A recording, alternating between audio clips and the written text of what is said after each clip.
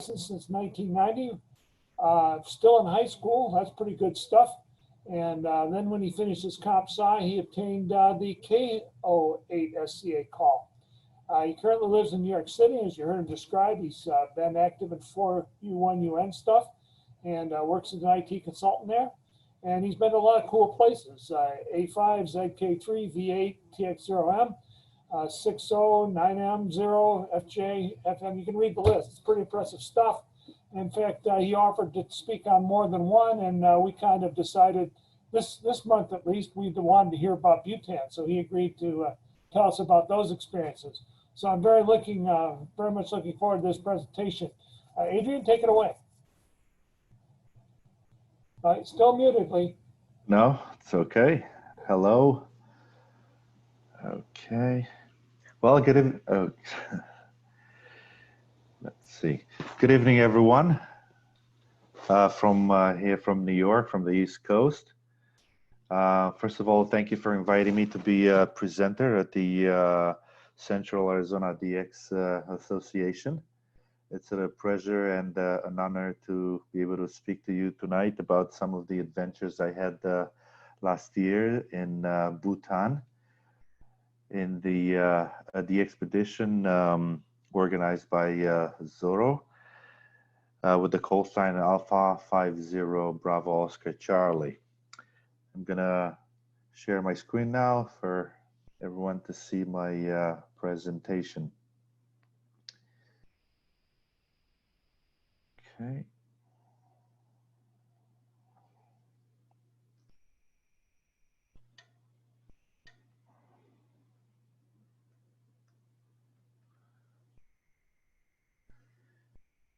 Okay.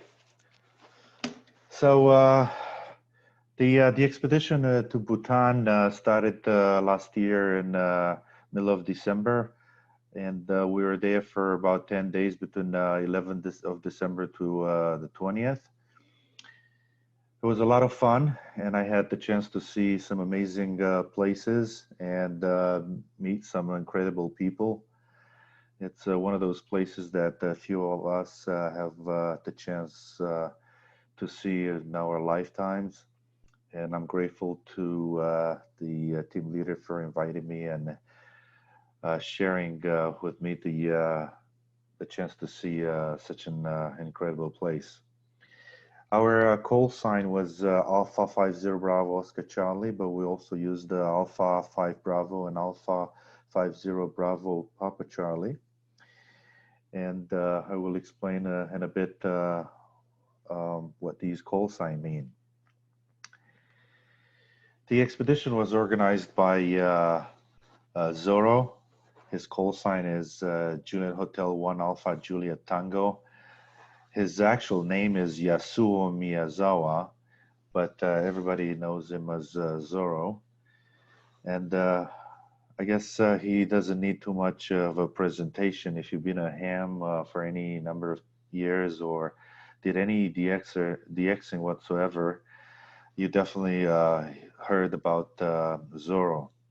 He's the CEO of multiple non-profit organizations that try to help children around the world, and he uses his skills and knowledge and funds through his organizations to visit these countries and set up programs that help, especially for children, to help them have a better future. And also he and his quality of a CEO of the CESA and the Foundation for Global Children, he offered his services to Bhutan as a becoming the official consultant to help the Bhutanese sportsmen to participate in the Olympics, which was supposed to be taking place this year in Japan. But they, from what I understand, they've been moved to 2021 because of the COVID crisis. He's been nominated in the CQ DX Hall of Fame in 2015, and also in the CQ Amateur Radio Hall of Fame this year in 2020. And in addition to helping children around the world, every time he visits one of these countries in his official capacity, he never forgets his love for this wonderful hobby, ham radio. So he was able to organize the expedition to some very rare entities such as Eritrea, Myanmar, Bangladesh, Bhutan, and many others, opening the doors for ham radio and gives us a chance to work a rare one. So for that, he became known as one of the pioneers of ham radio, and that's why he was nominated as an inductee. He's an inductee for CQ Hall of Fame twice, in 2015 and 2020. Most of his trips, Zorro is teams up with his assistant, Mr. Yoshida Hiroaki. He's a very nice guy, and you'll see here on the left of this picture. He took care of a lot of paperwork and everything that's needed to get the ball rolling and get ham operators, meaning getting the team the access and the everything that's needed in order to operate from Bhutan. The any good at the expedition, I would say the biggest asset of the expedition is actually the people, because the people are the ones that are the operators. They're the ones setting up the equipment. They're the ones that troubleshoot and fix things, find solutions. And Zorro has been going on to Bhutan for many, many years and surrounded himself with some very good operators and some of them very famous.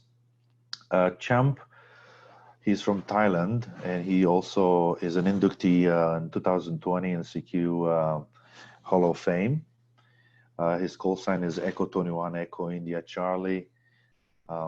He's quite famous in the contesting world. He has quite a strong signal in almost all the important contests in the year, and quite a pleasant guy to be with. And I had a lot of fun every time I meet with Champ. Zorro sets up his starting point in Thailand, in Bangkok, and that was the meeting point for all the team members that came from different countries around the world. And Champ is the one that organizes most of the technical details of everything that's needed to get the expedition up and running in Bhutan. Like I said, Zorro was in Bhutan many, many times, and Champ joined him in the last 15 times he was in Bhutan. So Champ is very familiar with the equipment that's there, and he knows the people and the station. And because of him, we were able to get up and running right away. Franz, the Delta Juliet 9 Zulu Bravo, I guess he doesn't need any more introductions. He's one of the most famous ham operators in the world. He's also a CQ DX inductee in 1982. And since then, and even before then, he's been to more of the expeditions that I can count. We've seen quite a few rare places around the world, and obviously an incredible good operator. Also, part of the team was Max, a very jovial person, Oscar November 5 Uniform Romeo. He's a passionate ham operator. He loves operating SSB. He was my roommate, so we interacted quite a bit. Quite a few years ago, he left his job and decided to start a business doing what he loves most, which is desktop editing and desktop publishing. So he started a DX, a QSL printing business. And He's actually, his QSL cards have been printed for quite a few of the expeditions out there. His business Maxi print is quite famous and is used by quite a few hams around the world. And the fourth member of the expeditions is myself. As I said, I had a lot of fun joining the expedition. A little bit about Bhutan. Bhutan is a small little country and it's surrounded by mountains. It's actually not easy to get there. Even flying into Bhutan is quite an adventure. It feels the flight into Bhutan, it's only about 3 hours from Bangkok, but the ride is like a roller coaster ride. The airport itself in Paro is pretty high up at 2,200 meters. And to get to Bhutan, you actually fly very close um, to the biggest mountains in the world, among them Mount Everest. The plane is flying obviously above these high peaks, but when you fly above these high mountains, you feel like the plane is actually touching the tips of the mountains. Quite an experience. And then because the airport is quite high up, the plane drops significantly right before, about 15 minutes before getting close to the airport. So the best way to describe landing in Paro is taking a roller coaster ride into the mountains. And some of the tourists are hanging out to their cameras trying to take pictures. Some others would hang out to their seats for their dear lives.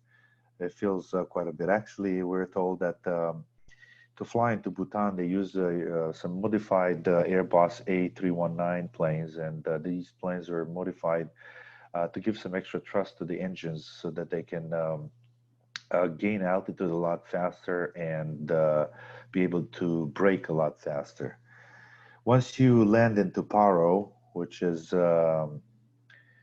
quite an airport, the building itself, it's quite an invitation to the country, and the architecture of the airport building is quite impressive. It's a very nice welcome message to the tourists coming through.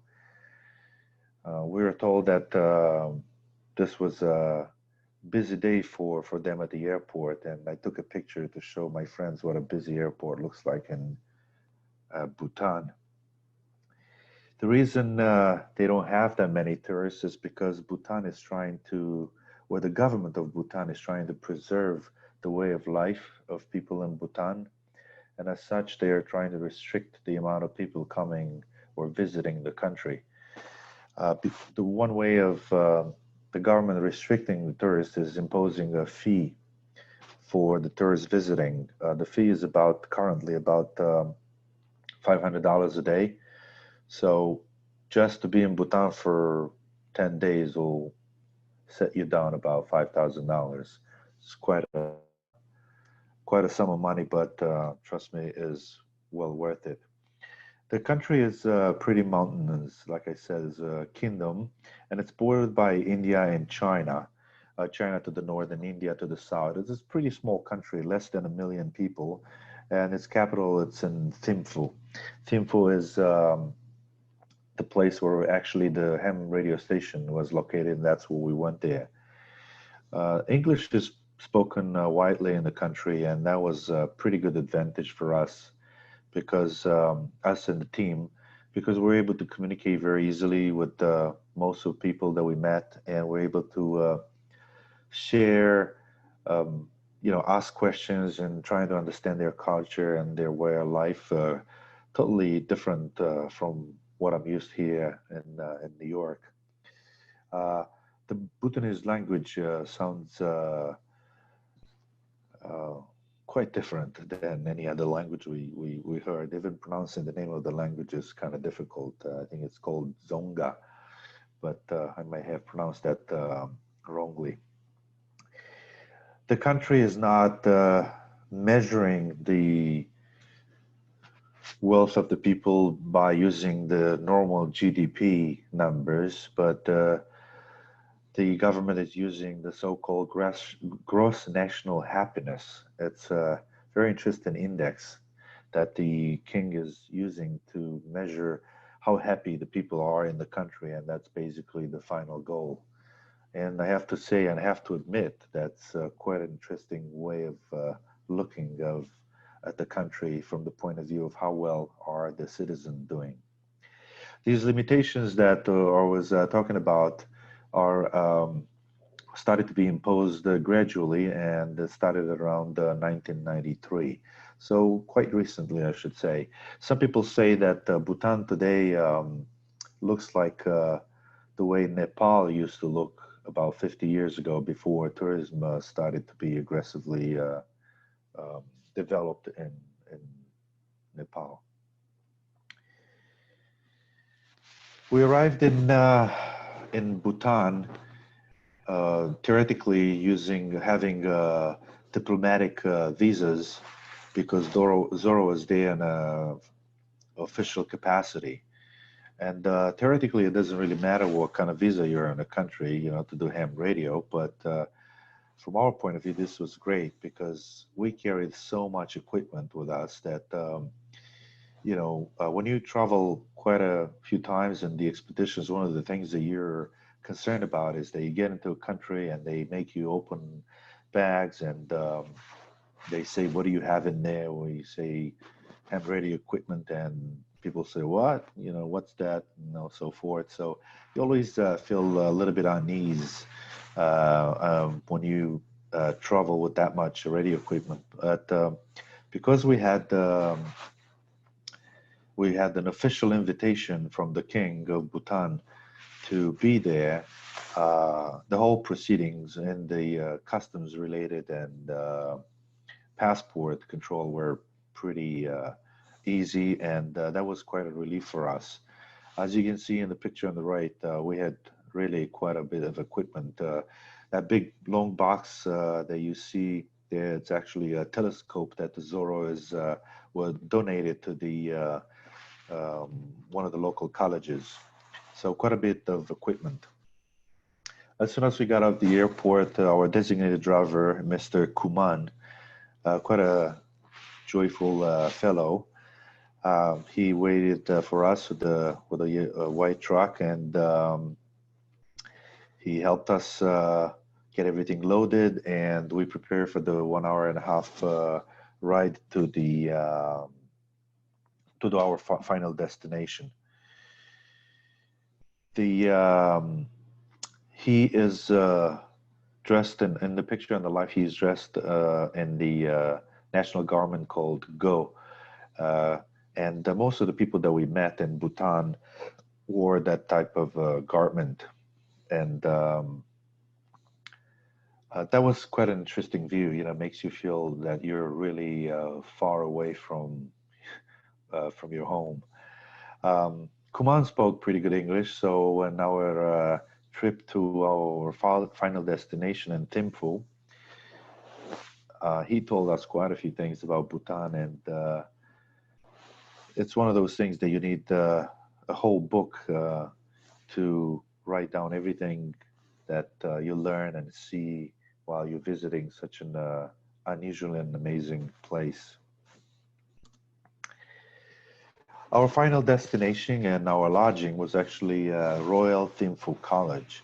This is a private college, actually, the first private college in Bhutan and one of the biggest. They're actually the biggest one in Bhutan, and it's supervised by the king's brother. And in this in the college campus, one of the buildings shown in the picture in the bottom left is the building that houses the Radio Shack.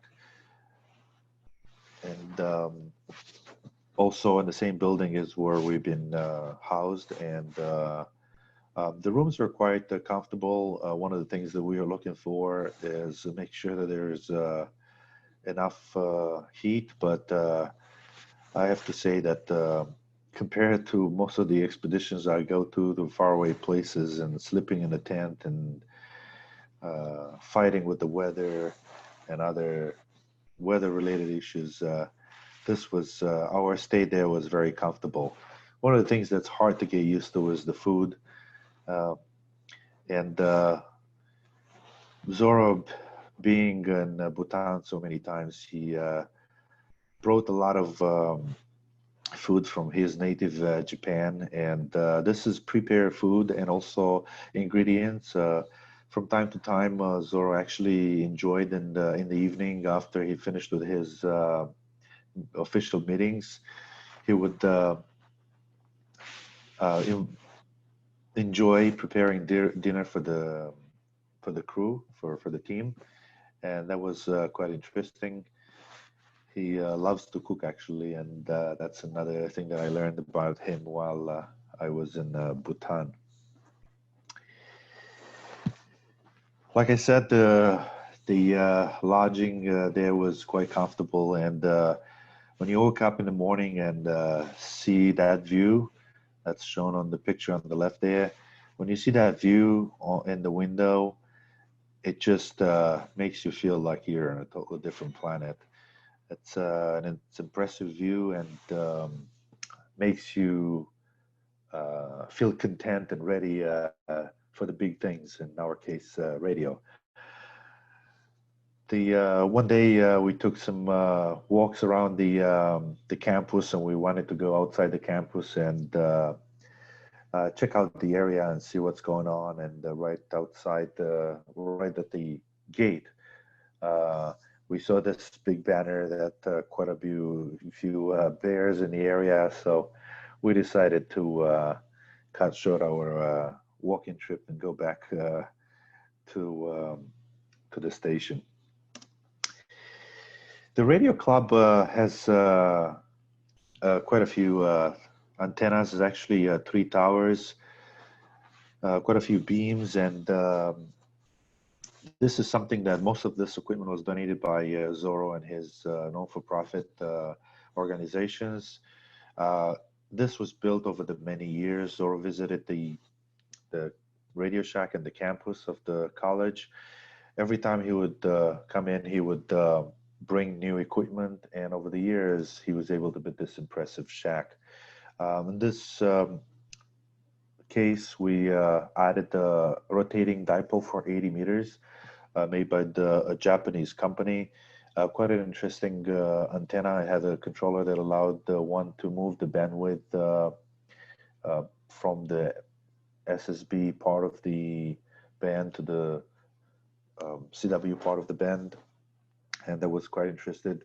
You need quite a bit of equipment and quite a bit of power in order to make QSOs from Bhutan. It's quite a difficult area to do ham radio from because Bhutan is basically surrounded by mountains. So you're basically like at the bottom of a big pot trying to send signals over the tall mountains or the highest mountains in the world.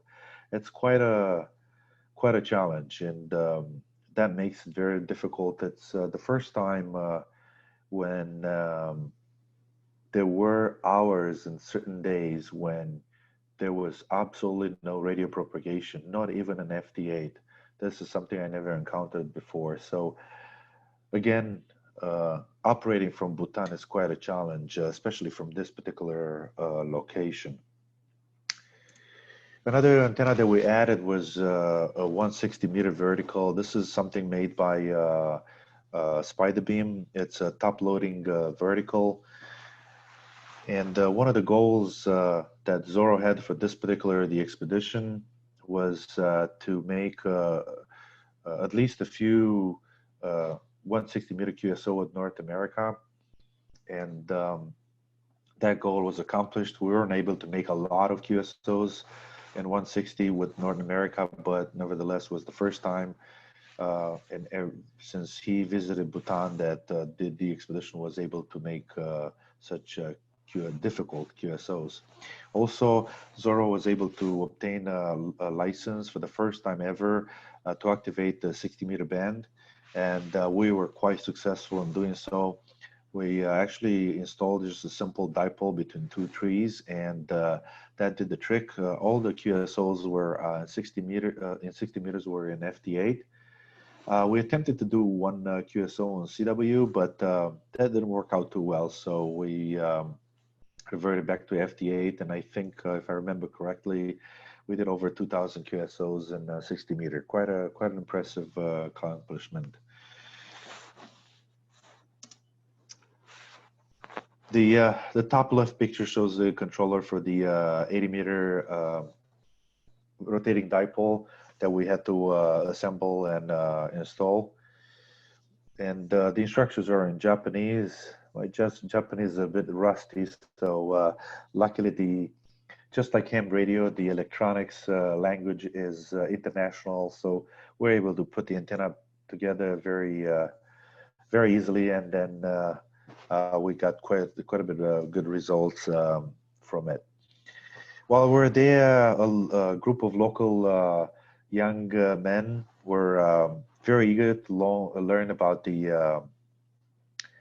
about ham radio, and they also offered their help to set up antennas.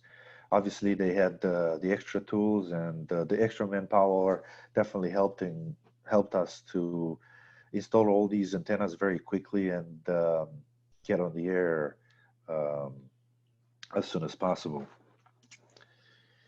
One of the biggest issues we had there was noise. Noise is just unbelievable at that particular location. It's, as you can see in the two pictures on the screen, the usual noise on 160 meters was S7, S8, day or night. Didn't make a difference. We tried all kind of things, turn off different things, lighting, or cable TV amplifiers and sorts of things. We couldn't figure out where the noise came from, and obviously we couldn't actually disconnect all the equipment because the student campus was still functioning. Although the students were in winter vacation, there were some students still on the campus taking some classes, so we couldn't really turn off everything. So the solution was to install a very long beverage. We actually had to install it a few times, but the beverage only worked when we moved it very far away in the forest, and at that point the noise went down significantly, and that's how towards the end of the expedition we were able to have uh, the noise level low enough that allowed us to hear the weak stations in North America. We used ICOM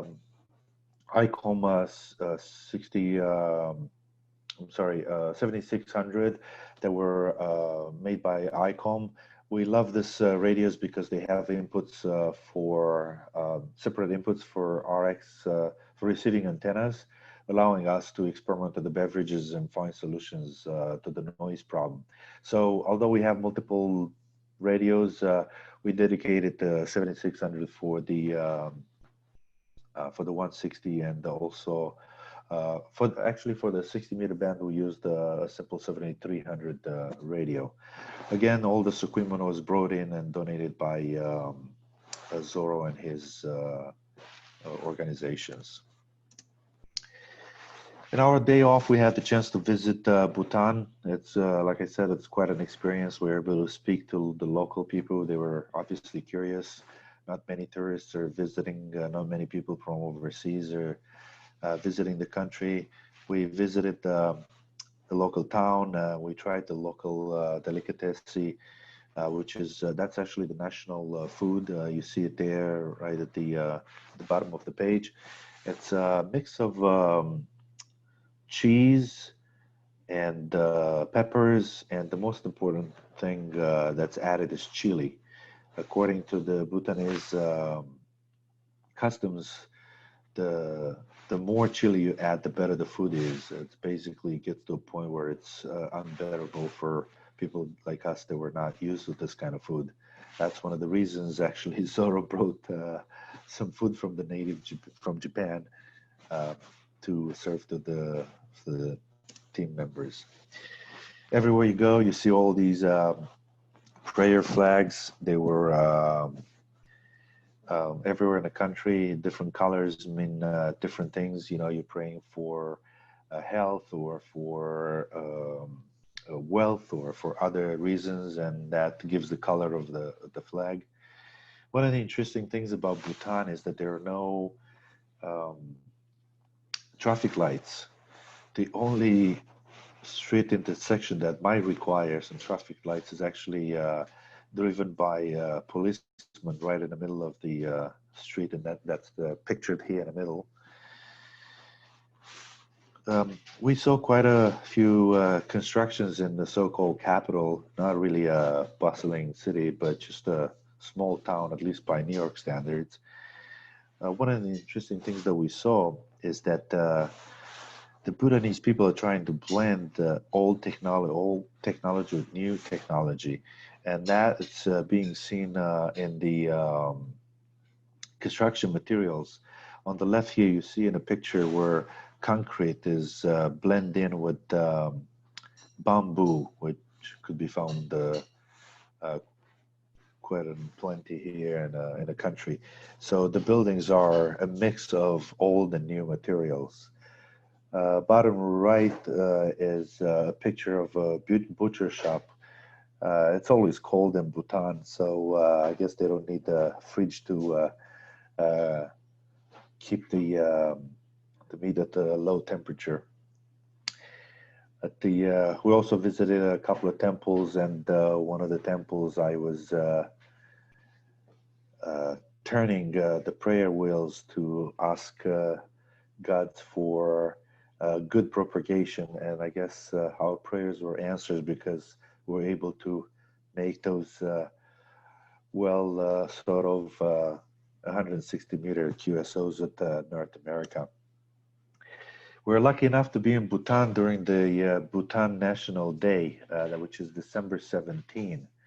And we're told that different year, the festivities are taking place in a different city or town in a different year. This way it gives the chance the people to see and meet the King of Bhutan, which always presides these festivities. You, this is quite an event and quite an impressive event. A lot of in the local stadium, almost 30,000 people attended, and seeing so many people in one place in Bhutan, it's quite an impressive view. The one of the one interesting fact is um, one of the ladies in the kitchen that was serving us or preparing food for us almost daily would tell us the day before the festivities that she would not be present because she would wake up very early in the morning around 5 a.m. local time to take her kids and get a seat in front of the in the stadium so she gets a chance to see the King of Bhutan. I have to say that everyone that we met has a very good regard of the King of Bhutan, and obviously that's quite an impressive thing to hear. I guess the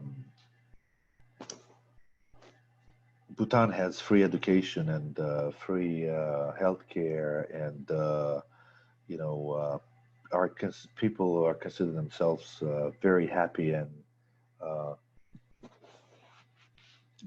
they are understanding the king and the government makes this possible. The highlight of our the expeditions was the visit of the Prince of Bhutan. Believe it or not, he's also a ham operator. His call sign is Alpha 5 Bravo. He visited um, our shack, and he made a few QSOs and with some few lucky ham operators from Taiwan and some other neighboring countries. He was interested to see the progress was made in with the Radio Shack, and because the Radio Shack was built at the university to give a chance to the local Bhutanese young people attending the university to be exposed to ham radio and learn about telecommunications and about languages, um, and that was an important aspect of the expedition. It's like I said before, although our goals were ham radio related, also I believe, and Zoro himself actually believes, that every expedition has to have a humanitarian and a human footprint everywhere ham operators are going. You basically try to, in a way or another, to figure out a way to help the locals and um, maybe leave a radio or an equipment behind you, or try to teach or help Bhutanese or local ham operators to get their license, and that creates goodwill for the future of the expeditions. Together with the Prince of Bhutan, he was he came there together with his sister and also his security detail. And bottom picture there, bottom right, I was talking to the security detail. They were quite interested about the ham radio. They were asking questions and trying to understand how our equipment compares with their equipment, and um, they were quite amazed that we could make contacts with the countries around the world. And uh, it was an interesting visit. It's not many people have a chance to make a contact or even be present on when such a personality uh, that's also a ham radio um, happens to make contacts and be active as a ham operator. I would say this is similar to what some lucky operators were when they either met or made a QSO with the King of Spain, or Juliet Yankee One, the King Hussein of Jordan, or maybe the King of Thailand.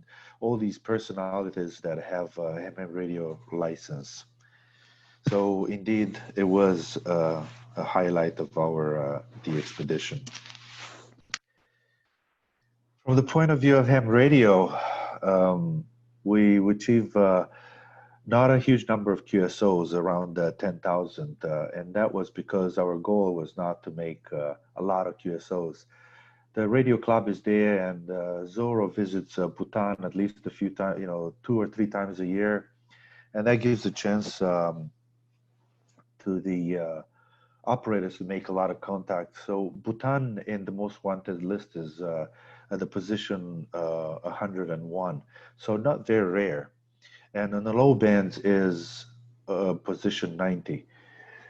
But for North American low bands, the position is 12. This is impressive number out of the 341 total. So our focus was to try to make um, those hard QSOs, which take a lot of effort, so that we give a chance to other ham operators around the world that didn't get the chance to put Bhutan into their logs. So in 160 meters, we made about 1,000 QSOs, and the same in 60 meters. The distribution was 25% in CW, 25% in SSB, and half of the contacts were in FT8.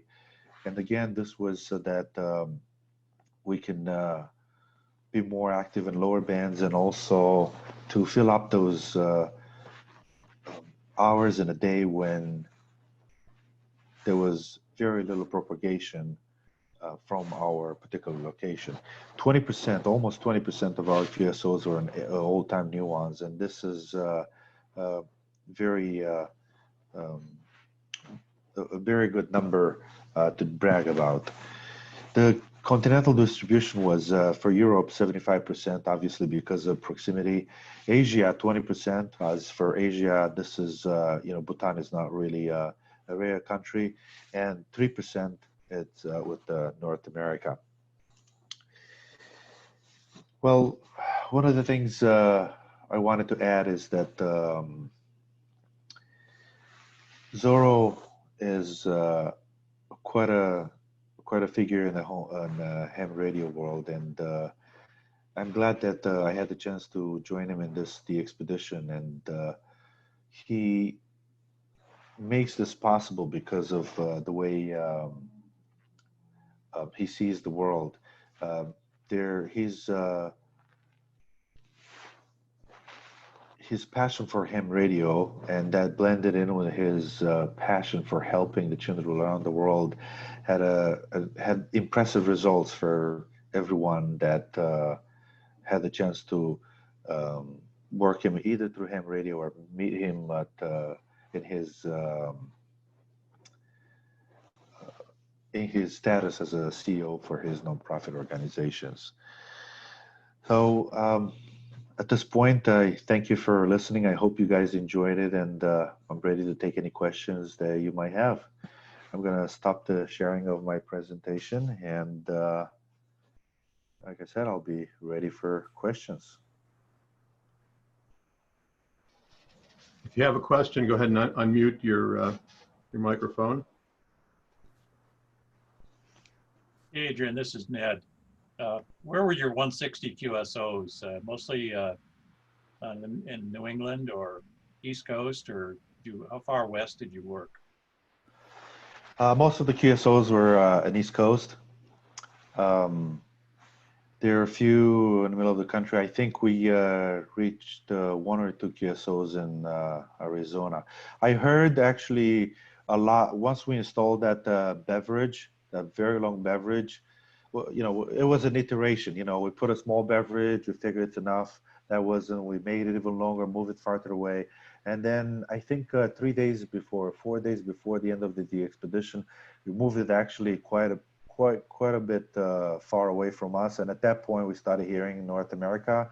And actually, I heard quite a few stations, even from Arizona and the middle of the country. I didn't hear anybody from the West Coast, but I did hear from quite a few other states in the Midwest, but they were not able to hear me.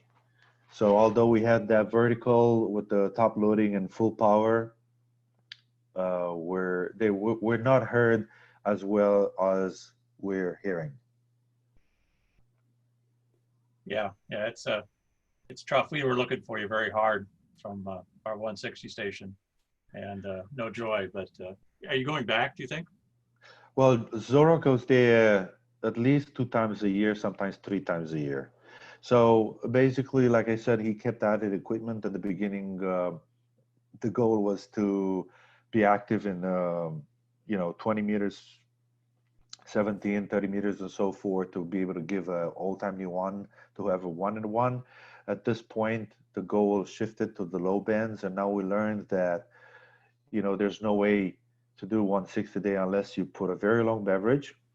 And then we have to figure out some kind of improvement with the vertical, maybe do a 4-square or some other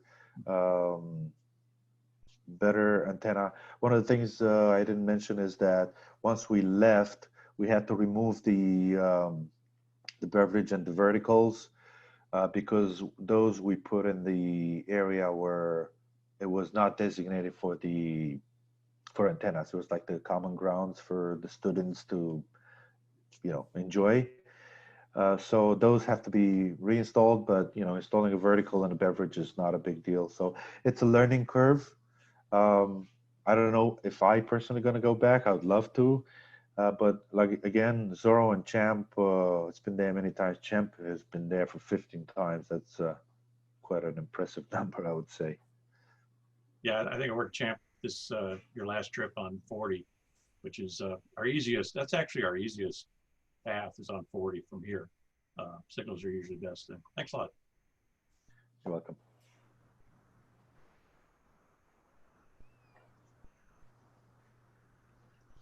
Any other questions? What about religion there? What religion do they practice? Almost everyone is Buddhist. That one huge statue, that's looked like a huge Buddha statue.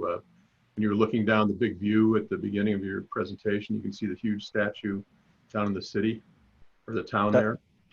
That's correct. Yeah. So we basically, so the capital Thimphu is in a valley, and we were outside the city on the one of the, let's say, mountains around, and that view was of a Buddha That's actually the largest Buddha statue in Bhutan. It was built by a Chinese company quite recently. We thought it's something old, but um, like I said, we saw that statue every morning when we woke up. And when we had our day off, our driver took us in town and we told him we want to see that Buddha statue. And we visited, we spent a few hours there, quite an impressive thing. And we were told that there's actually a recent construction. I forgot if it's 7 years or 10 years or something like that. It was built by like I said, by a Chinese company. It's impressive, it's huge. It's basically, I would say, I don't remember the exact dimensions, but when you sit next to it, it feels like a skyscraper, next to you. So yeah, that's impressive. The religion, almost everyone is. I mean, we haven't met anyone that's not a Buddhist there in Bhutan. Very few tourists anyway. Right. So What about the temperatures? You were wearing coats. How cold was it? it was cold. Actually, they said it was unusually warm. We were there in December, so I was prepared for very cold winter. The airport is at 2,200 meters, but the rest of the town is even higher than that. So temperatures are quite low. It's cold. We're lucky that it only snowed once or twice. It felt as if it's spring. That was the weather we had there. It was cold enough. In the morning, you really needed boots and a nice jacket to go out and check the antenna. In the afternoon, it got pretty warm, but you still needed to at least a sweater to go out and go out and about. But again, it was pretty cold, but not as cold as I expected. One of the things that I wanted to see was the first thing when I got into the room, I wanted to make sure there's heating in there. Thinking that I'm going to be in some kind of a cabin and I'm going to have to sleep with my jacket on, but conditions were excellent. They're basically, we're housed in the rooms that normally the visiting professors are normally staying. So pretty good accommodation. Everything was top notch. And I mean, it didn't look like a five-star hotel, but it felt like a five-star hotel. We had our own driver. There was a person designated to take care of our food. She would make sure that everything got cooked in there because we had these shifts with the radio, so we wanted food at specific times, and they made sandwiches for us. And also, we had a designated person that helped us interact with the Bhutanese people there. Basically, let's say we wanted to install, I don't know, a long beverage, right? So we figured maybe 300 feet of wire is not enough. So this person will ask, what do you need? We need, I don't know, another 300 feet of wire. Okay, we'll get it done. So he would know where to go and what to do to get things resolved, where to find wire, stuff like that. So we're a bit pampered, I should say. Although, when you go on the expedition, you're constantly on the radio installing antenna. You get tired anyway. Hey, Adrian, it's Mike. I did notice there didn't seem to be a lot of snow on the mountains around down there. But in addition to the Prince, are there any other locally licensed hams? Ham radio is not an open hobby there in the sense that this is one of the things that a country is doing to prevent tourists from coming. Too many tourists from coming. I mean, they do need the money from tourists, but that's not an important thing for them. So from what I was told, there's quite a few interesting things. One, most of the licenses in Bhutan are issued for 1 year only. While we're there, Zorro made some phone calls, and through his connections, he got me and Max Bhutanese call sign. I never used it, but I think it was just cool to have. Alpha Bravo, Alpha 50, Sierra Charlie Alpha. So it was quite interesting, but I was told it's only valid for 1 year. Um, what happens is one of the owners of the or the founders of the private university or college that we stayed at that housed also the Radio Shack, he was a very famous ham. Now, Zora told me about it, and I wasn't paying attention. You know, I thought it's just somebody. But then Champ, and later on when I got back home, I heard that that guy was pretty famous. I don't remember his call, but he started to have the um, a good foundation and teach other ham operators and get more licenses.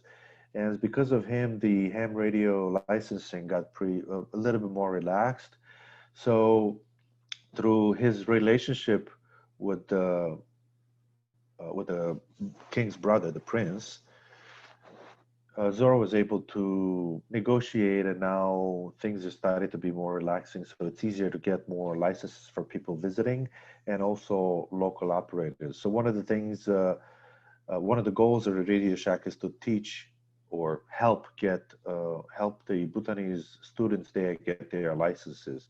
So at this point, from what I understand, there are very few licenses, less than 10 in the whole country. I don't remember all the details, but it's not a huge ham population. This person, this famous Bhutanese ham that is one of the founders of the college, is SK now. But I understand that his son is also involved with ham radio and helping rewrite the rules of ham radio um, licensing uh, authority, so that the licenses could be issued a lot easier. Adrian, this is Ned. Would that have been Prudon, A51 PG from years ago? I think it sounds familiar. Yeah, he had one of the things that, yeah, he definitely had a two-letter call after Yeah, he was very active. Okay, lots so of that's years, yeah, Prudon, yeah. yeah. I understand that he started the idea with the club at the with the Radio Shack at this college, and then he teamed up with Zorro, and that's how things developed over the years. And Yeah, okay, I thank you. remember that. Yeah, Okay, I'm too young to know all these things. I'm sorry. it's all right. It's all right. A lot of history to ham radio. Okay.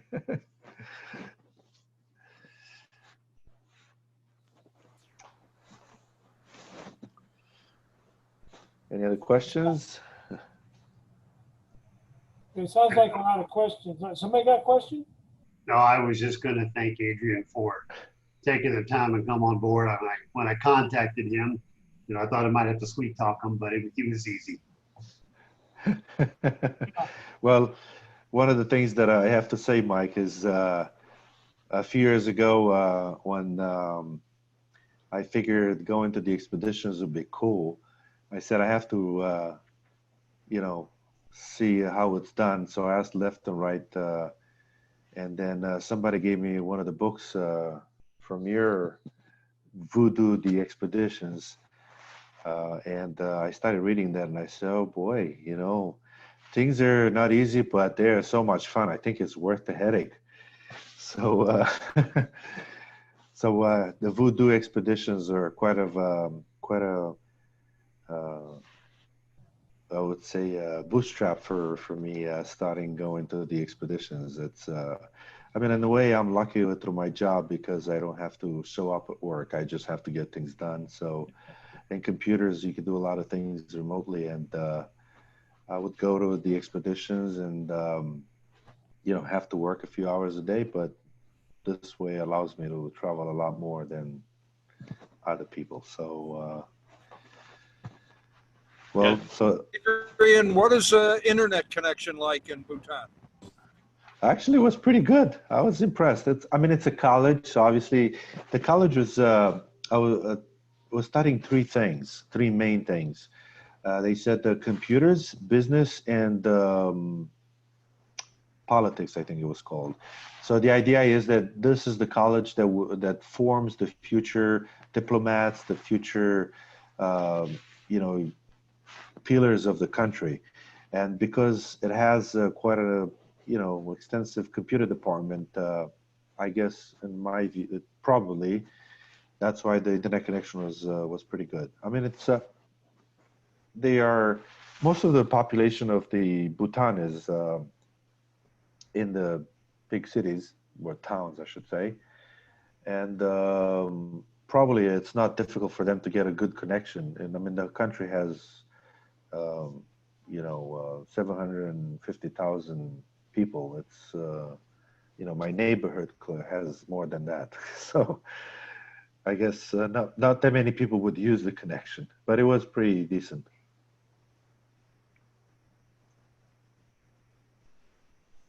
Okay, I want to thank you again on behalf of the club, and also for the 80-meter QSO I got with you guys. That was only the Oh. second time I ever worked Zone 22, so that was a very exciting accomplishment. And That was the new antenna that we installed, and the main operator for that was Champ. So almost 100% he worked Champ on 80 meters. If you worked me at 160, if you worked 160, it was most likely me. I didn't. I was just 80, but that was great. I have a full-size vertical, but that's all. So you reached pretty well. It's so amazing. The 80 meters worked a lot better than 160, in the sense that usually if you have a good propagation in 80, you expect 160 would be decent, but as if you were listening on 6 meter. That's how 160 was there. And I guess what I think it helped, because Chum said that he had quite a few pileups, mostly from Europe, but quite a few pileups in 80. Because the dipole was rotatable, what he would do is rotate the dipole and would look for an opening in between two mountains, and then try to rotate it. So I guess have the signal pass through that opening in between the mountains to get some propagation. So when the propagation was open on 80, he was pretty busy pileups. I was mostly, doing other things on 160, doing 6 meters and 60 meters and other things. So I was not too busy compared to him. So I'm glad you're on the log. Yeah, that was great. Okay, anyway, we'll let you go. It's getting late where you are, and we really appreciate you coming by, and hope you can come by again sometime. And so anyway, we'll let you go, and I'll get into the boring business meeting, which you're welcome to attend if you want to, but somehow I suspect you may not be. All right, well, thank you for inviting me. Have a good night, everyone, and open to see any of you guys at the any of the future Hamfest, if any will happen. If not, I've been going to a lot of the expeditions, so I'm happy to make other presentation. 73, and have a good night, everyone. Thanks a lot. Thanks, Adrian.